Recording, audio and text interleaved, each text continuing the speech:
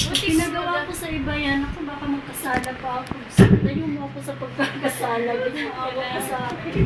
Ang tagapagligtas ay si Tita Geng. Makinig kayo. Ang tagapagligtas ay si Tita Geng.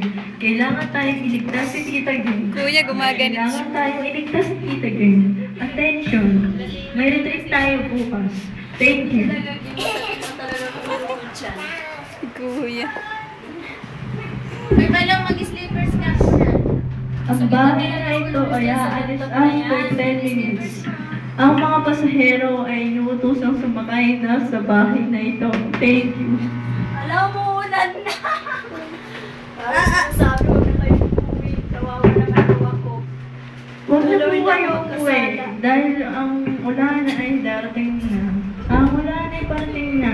Huwag na po kayo umuwi. May bukas na darating, sabi ni Santino. Thank you.